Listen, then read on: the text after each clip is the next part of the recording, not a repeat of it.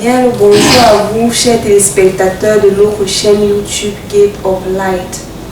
Très heureuse de vous avoir parmi nous en ce jour. À cet effet donc, nous allons parler d'un sujet assez particulier dans la marche chrétienne qui est la connaissance de la parole qui forme l'homme intérieur. Il faudrait noter, chers téléspectateurs, que cette émission n'est que la continuité de celle de la dernière fois.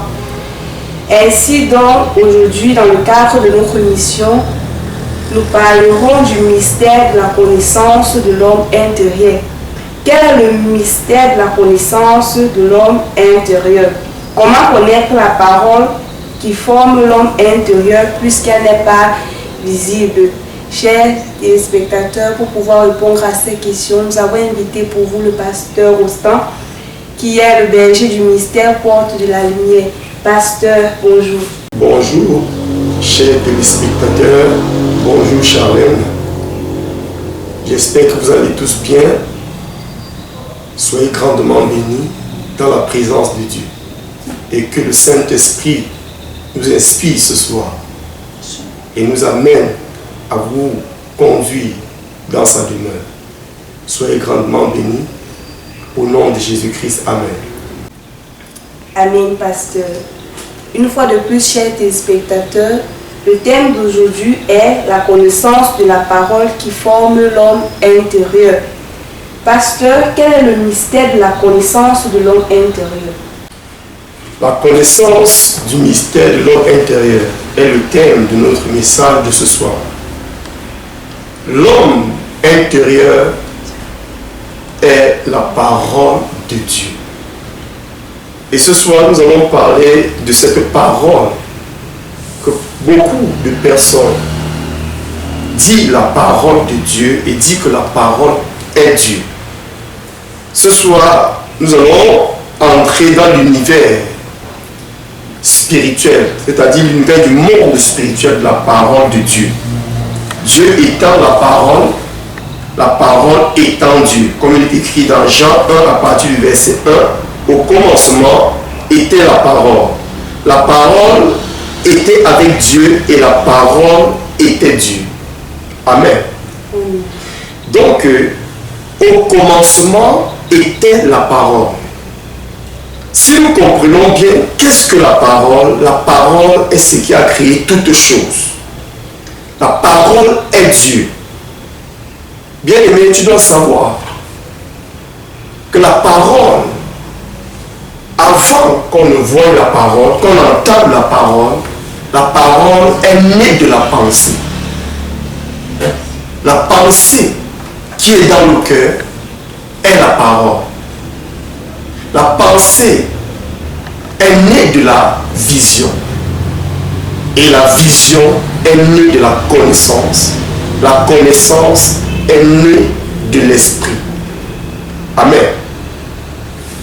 Donc, le mystère de la parole qui forme notre homme intérieur vient de l'esprit. L'esprit n'est pas visible, mais l'esprit est parlé. L'esprit est pensé. L'esprit est vision. L'esprit est la connaissance. Connaître la parole, c'est connaître la vision, c'est-à-dire l'image qui est dans la parole, c'est-à-dire le commandement ou l'ordonnance qui peut être visualisée. Je prends un exemple. Lorsque vous allez chez un médecin, parce que vous avez un mal, il vous donne une ordonnance. Et cette ordonnance est parlée. Cette ordonnance est sa vision. Cette ordonnance est sa pensée. Et qui devient votre pensée, votre vision et vos actions.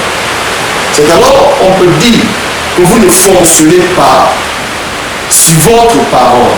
C'est alors qu'on peut dire que vous n'êtes pas formé à l'intérieur par vos actions, par votre vision, mais de la vision du médecin qui vous a instruit, qui vous a ordonné de faire, de pratiquer ce que vous avez de pratiquer. C'est pourquoi la connaissance de l'homme intérieur ce soir, nous expliquer la parole de Dieu, qui est un mystère, qui a plusieurs, je peux parler d'étapes à franchir, à connaître. Et ces étapes, nous devons les connaître. Si nous restons au niveau de la parole, nous ne pouvons pas connaître que la parole est premièrement la connaissance de la vision, qui est l'image, qui est l'instruction, qui devient notre pensée, qui devient nos paroles. Amen. Bien, pasteur, maintenant, comment connaître la parole qui forme l'homme intérieur puisqu'elle n'est pas visible? Amen. Pourquoi devons-nous connaître la parole, ou la pensée, ou la vision, ou la connaissance, ou l'esprit qui forme l'homme intérieur? Qui est l'homme intérieur? Amen. Il est écrit dans Jean 8 à partir du verset 47. Celui qui est de Dieu écoute les paroles de Dieu. Et Jésus dit, vous n'écoutez pas parce que vous n'êtes pas de Dieu. Donc la parole est un esprit. Pour que tu écoutes cette parole que j'annonce, qui n'est pas ma pensée, qui n'est pas ma vision, qui n'est pas ma connaissance, qui est l'esprit de Dieu, il faut automatiquement que tu aies la connaissance de savoir que les autres paroles ou les autres informations que tu écoutes est un esprit qui te conduit. C'est pourquoi lorsqu'on écoute la parole de Dieu et qu'on la rejette et qu'on ne croit pas, c'est parce que il y a une autre parole, il y a un autre esprit qui nous anime à rejeter la parole de Dieu qui est Dieu. La vision de Dieu qui est Dieu. La connaissance de Dieu qui est Dieu. Celui qui ne pratique pas la parole de Dieu ne pratique pas Dieu, mais pratique le diable. Parce que l'homme ne peut pas avoir sa propre pensée. J'ai un peu essayé de mystifier, de vous montrer que le départ de la parole, c'est là, c'est l'esprit. Donc l'esprit inspire sa parole et l'homme a pour devoir de recevoir cette connaissance qui devient sa vision, qui devient sa pensée et sa parole et ses actions. Alors Jésus dit ici, vous n'écoutez pas parce que vous n'êtes pas de Dieu. C'est pas qu'ils ne vont pas à l'église. C'est pas l'église qui fait de toi un enfant de Dieu. Mais c'est la parole de Dieu qui est en toi, qui fait de toi un enfant de Dieu, ou un fils de Dieu, ou de la famille de Dieu. Parce que celui qui garde la parole de Dieu, garde Dieu, et est de la famille de Dieu. Amen. Celui qui ne garde pas la parole de Dieu, qui est la pensée de Dieu, qui est la vision de Dieu, c'est-à-dire garder les ordonnances. L'ordonnance de Dieu est Dieu. Et la pensée dans notre esprit et nos actions. Je prends l'exemple. Lorsque Dieu dit prier sans cesse, ou méditer cette parole jour et nuit, comme c'est écrit dans Josué 1 à partir du verset 8. Lorsque tu écoutes cette connaissance, amen, cette vision, elle devient ta pensée. Alléluia. Elle devient tes paroles et tes actions. Lorsque tu pratiques ainsi Dieu. Amen. Donc la parole qui nous anime, amen, est l'esprit que nous servons. Et nous demeurons en cet esprit demeure en nous. Notre vie dépend de l'esprit, de la parole, de la pensée, de la vision, de l'esprit que nous servons. Alors c'est pourquoi Jésus a dit, je suis venu dans ce monde comme une lumière. Comme une lumière. Amen. Afin que quiconque croit ne demeure plus dans les ténèbres. Ça veut dire que les ténèbres est aussi une connaissance qui existait déjà, dans lequel nous demeurons auparavant. que la lumière arrive. Il ne parle pas de lumière naturelle, mais il parle d'un esprit qui s'appelle la lumière, le Saint-Esprit. Alléluia. Et lorsqu'il vient dans ce monde, c'est pour nous donner sa connaissance qui est la lumière, qui devient notre vision.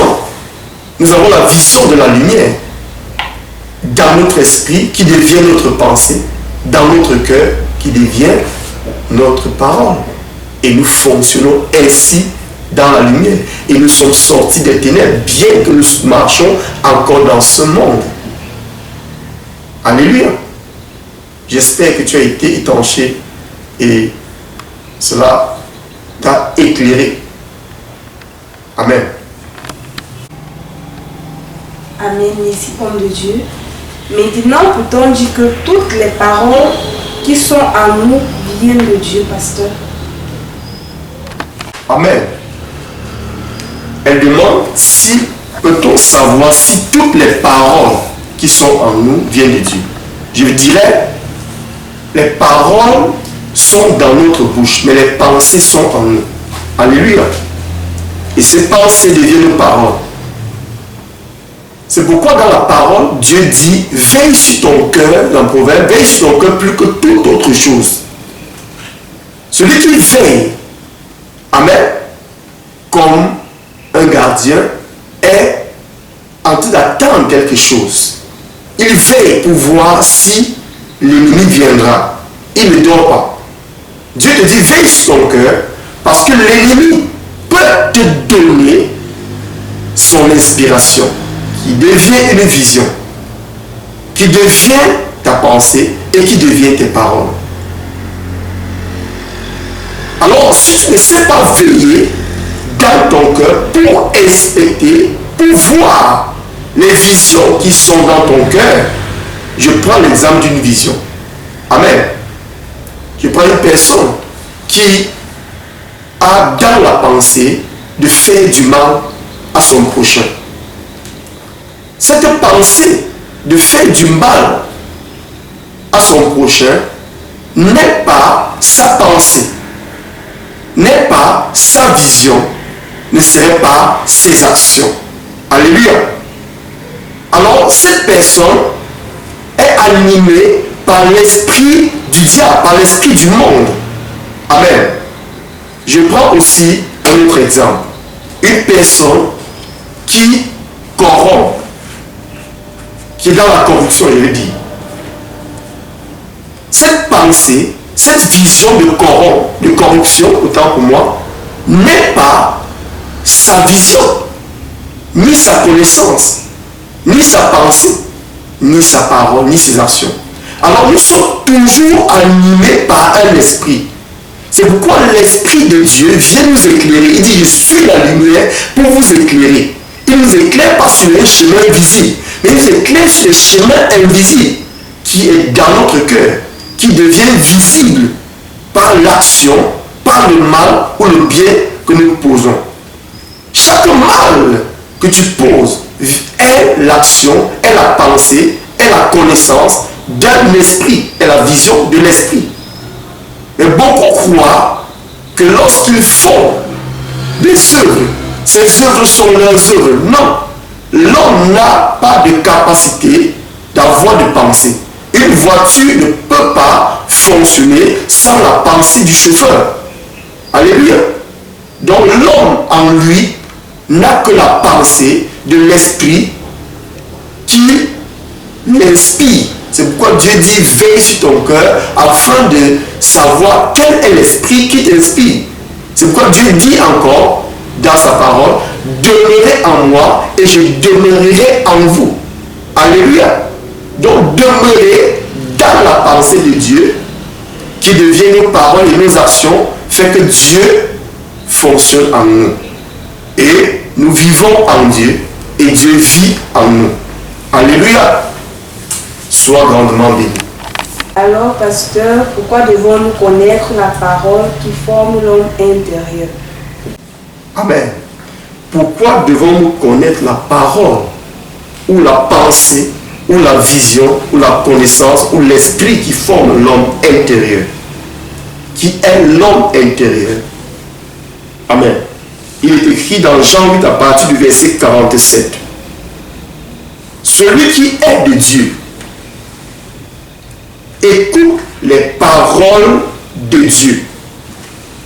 Et Jésus dit, vous n'écoutez pas parce que vous n'êtes pas de Dieu. Donc la parole est un esprit. Pour que tu écoutes cette parole que j'annonce, qui n'est pas ma pensée, qui n'est pas ma vision, qui n'est pas ma connaissance, qui est l'Esprit de Dieu, il faut automatiquement que tu aies la connaissance de savoir que les autres paroles ou les autres informations que tu écoutes est un esprit qui te conduit. C'est pourquoi lorsqu'on écoute la parole de Dieu et qu'on la rejette et qu'on ne croit pas, c'est parce que il y a une autre parole, il y a un autre esprit qui nous anime à rejeter la parole de Dieu qui est Dieu. La vision de Dieu qui est Dieu. La connaissance de Dieu qui est Dieu. Celui qui ne pratique pas la parole de Dieu ne pratique pas Dieu, mais pratique le diable. Parce que l'homme ne peut pas avoir sa propre pensée. J'ai un peu essayé de mystifier, de vous montrer que le départ de la parole, c'est là, c'est l'esprit. Donc l'esprit inspire sa parole et l'homme a pour devoir de recevoir cette connaissance qui devient sa vision, qui devient sa pensée et sa parole et ses actions. Alors Jésus dit ici, vous n'écoutez pas parce que vous n'êtes pas de Dieu. Ce n'est pas qu'ils ne vont pas à l'église. Ce n'est pas l'église qui fait de toi un enfant de Dieu. Mais c'est la parole de Dieu qui est en toi, qui fait de toi un enfant de Dieu, ou un fils de Dieu, ou de la famille de Dieu. Parce que celui qui garde la parole de Dieu, garde Dieu et est de la famille de Dieu. Amen. Celui qui ne garde pas la parole de Dieu, qui est la pensée de Dieu, qui est la vision de Dieu, c'est-à-dire garder les ordonnances. L'ordonnance de Dieu est Dieu. Et la pensée dans notre esprit et nos actions. Je prends l'exemple. Lorsque Dieu dit prier sans cesse, ou méditer cette parole jour et nuit, comme c'est écrit dans Josué 1 à partir du verset 8. Lorsque tu écoutes cette connaissance, amen, cette vision, elle devient ta pensée. Alléluia. Elle devient tes paroles et tes actions. Lorsque tu pratiques ainsi Dieu. Amen. Donc la parole qui nous anime, amen, est l'esprit que nous servons. Et nous demeurons en cet esprit demeure en nous. Notre vie dépend de l'esprit, de la parole, de la pensée, de la vision, de l'esprit que nous servons. Alors c'est pourquoi Jésus a dit, je suis venu dans ce monde comme une lumière. Comme une lumière. Amen. Afin que quiconque croit ne demeure plus dans les ténèbres. Ça veut dire que les ténèbres est aussi une connaissance qui existait déjà, dans lequel nous demeurons auparavant, avant que la lumière n'arrive. Il ne parle pas de lumière naturelle, mais il parle d'un esprit qui s'appelle la lumière, le Saint-Esprit. Alléluia. Et lorsqu'il vient dans ce monde, c'est pour nous donner sa connaissance qui est la lumière, qui devient notre vision. Nous avons la vision de la lumière dans notre esprit qui devient notre pensée, dans notre cœur qui devient notre parole. Et nous fonctionnons ainsi dans la lumière. Et nous sommes sortis des ténèbres, bien que nous marchions encore dans ce monde. Alléluia. J'espère que tu as été étanché et cela t'a éclairé. Amen. Amen, pasteur. Comment savoir que quelqu'un pratique la parole du diable. Amen. Comment savoir que quelqu'un pratique la parole, la pensée, la vision, la connaissance et l'esprit du diable? Alléluia. C'est très simple. Je vous ai dit, l'homme n'est que comme un véhicule qui n'a pas de force, qui n'a pas de direction, qui n'a pas de vision, si ce n'est celui qui le conduit. Alléluia. Donc, comment connaître que tu pratiques la vie du diable? C'est lorsque tu laisses ton cœur recevoir la pensée du mal. Amen. Cette pensée du mal est une vision que tu veux accomplir. Je prends l'exemple de quelqu'un qui va chez un praticien pour attacher la vie de quelqu'un, pour détruire la vie de son prochain. Alléluia. Cette vision n'est pas de Dieu. Cette pensée n'est pas de Dieu. Ces actions ne sont pas de Dieu, mais sont des actions du diable. Cette personne est enfant du diable. Cette personne est dans la famille du diable, c'est-à-dire dans l'obscurité. Et comme il n'a pas la connaissance, c'est-à-dire l'illumination de Jésus-Christ, qui est la lumière qui descend ce soir pour t'expliquer comment le monde spirituel de Satan fonctionne et comment le monde spirituel de Jésus-Christ, de Dieu fonctionne. Dans le monde spirituel de Jésus-Christ, qui est la lumière, t'explique ce qui se passe dans l'obscurité. En fait, t'explique ta réelle vie. Tu es créé par Dieu pour fonctionner dans les pensées, dans les visions et dans la volonté de Dieu. Tu n'es pas créé par le diable. C'est ainsi que l'homme qui a créé une voiture, cette voiture est créée pour faire sa volonté, c'est-à-dire fonctionner dans sa pensée, dans sa vision et aller dans la direction qu'il désire. Amen. Donc, connaître ces choses. Je vais prendre l'exemple dans Jean 15 à partir du verset 3. Jésus dit ceci: déjà vous êtes purs à cause de la parole qui vous a été annoncée. Amen. Donc la parole de Dieu purifie. La parole du diable, amen, te rend impur. La parole de Dieu, qui est la pensée de Dieu, qui est la vision de Dieu, qui est l'ordre de Dieu, car elle demeure en toi quand tu pratiques comme ce que je suis en train de faire actuellement. Si je ne suis pas de faire ma volonté, alléluia, elle te rend pur. Amen. Lorsque tu marches sur la vision de Dieu, selon ce qu'il t'a instruit à faire, cette parole a la capacité de te purifier, de te rendre, de faire de toi, autant pour moi, ce que Dieu est. Car là où la lumière demeure, ce lieu devient la lumière.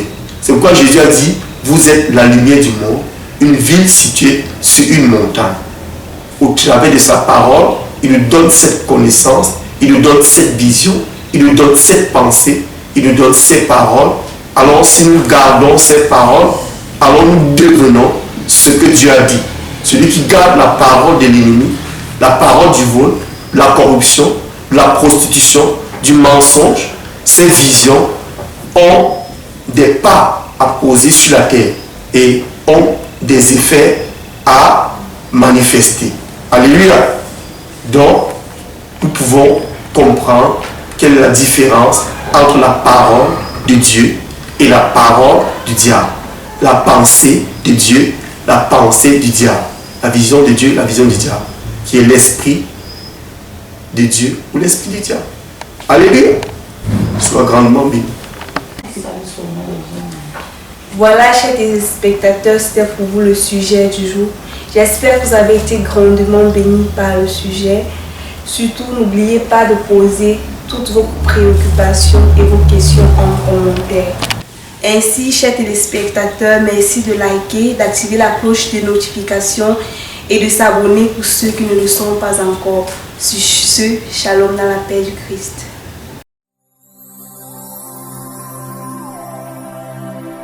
The cry you will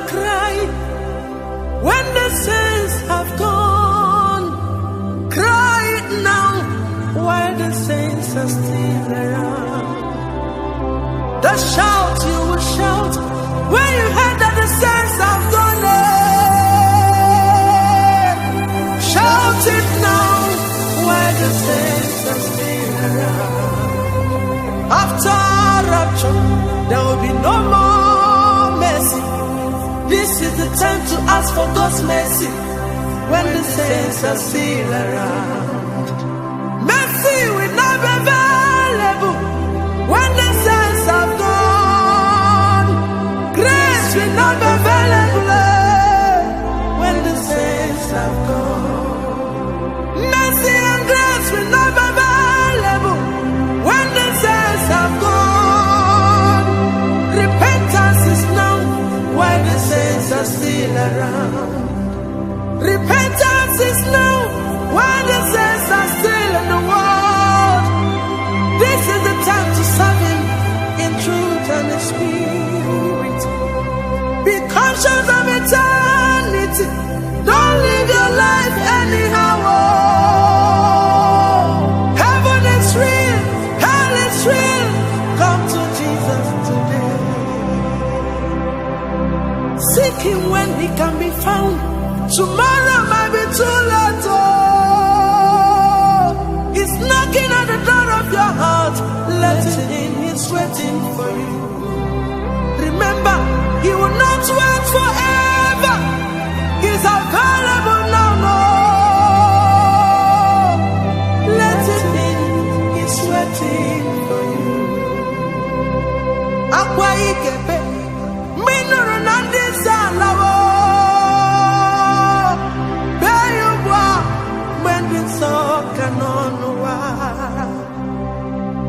Udeigasu mbigeti akwikebe minuru nawali wondiso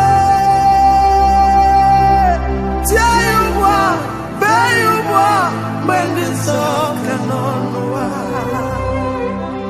Jesus mbiga chota ye kwa kanuzo magemepe